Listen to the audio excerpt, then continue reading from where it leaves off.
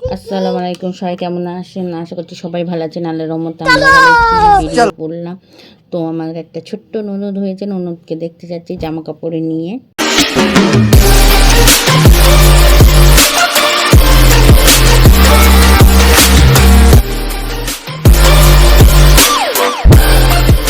এবার বলবেন যে ছোট ননদ ছেলের বয়স এত, গ্রামে এটা স্বাভাবিক ব্যাপার, কোনো ব্যাপারই না গ্রামে অঞ্চলে এখনও।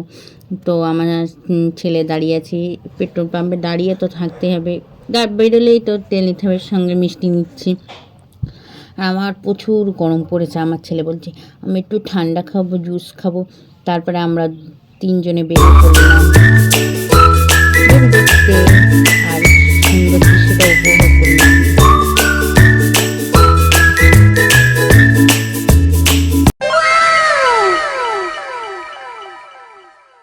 এসে তো আমার ছেলে উঠবে না, তারপরে খেতে বসে গিয়েছি, খাওয়া দাওয়া শুরু করেছি। মাশাআল্লাহ অনেক কিছু আয়োজন আছে, কিন্তু আমার ছেলে খেতেই চায় না, কারোর বাড়ি খেতে চায় না, উঠতে চায় না আমার ছেলে।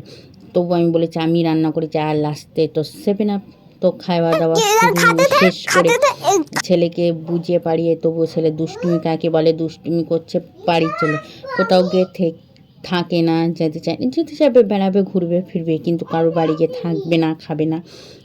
এটা ছোটোবেলার থেকে আমারও এরম অভ্যেস। আমার ছেলে দেখেন দুষ্টুমি কাকে বলে, কী প্রকার না দেখলেই বোঝা যাবে না। ও প্রচুর জ্বালাচ্ছে, আর ঝিরিঝিরি বৃষ্টিও এসেছে, বেরোতে পারছি না। তারপরে বৃষ্টি একটু কমে গেলেই ওকে নিয়ে একটু বেরোলাম, বললাম কি তুমি একটু থাকো। দেখেন মাটির বাড়ি, অনেক সময় অনেকে মাটির বাড়ি দেখেন, আর গ্রামে মাটির বাড়ি, ও দেখে বলছে ধুলোর বাড়ি। একটু ওকে নিয়ে একটু আশেপাশে ঘুরতে বেরোলাম। আর গ্রামাঞ্চলের বেশিরভাগ সুন্দর দৃশ্যটা এত সুন্দর লাগে কী বলবো।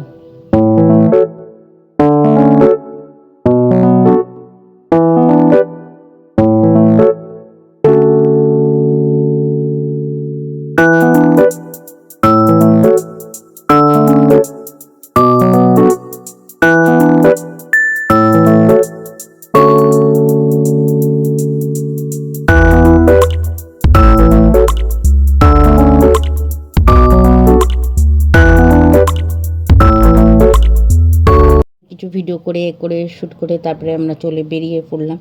তো ছেলের মুড না গরম, সে সকাল থেকে এই লোকের বাড়ি কেন যাব, লোকের বাড়ি কেন খাবো, ওকে এত বোঝাচ্ছি তা হচ্ছে না। তো বাড়ি আসার পথে ফেভারিট ফুচকা, দই ফুচকা, তো দই ফুচকা খেতে বসলাম। মা ছেলে খেতে খেতেই আপনাদের কাছে বিদায় নিচ্ছি। তো ভিডিওটা যে এই পর্যন্তই, সবাই ভালো থাকবেন, সুস্থ থাকবেন, নাইস ব্লগের সাথে থাকবেন, আমাদের জন্য দোয়া করবেন। কোথায় বেশি বাই বাই, টাটা। আমার চ্যানেলটা সবাই সাবস্ক্রাইব করবেন বেশি বেশি করে, সবাই আমাদের পাশে থাকবেন। পছন্দ হচ্ছে ফুচকা, আমারও পছন্দ ফুচকা। তো বাড়ি এসে একটু মুডটা ঠিক করলাম। তো খোদা হাফেজ, বাই বাই। محمد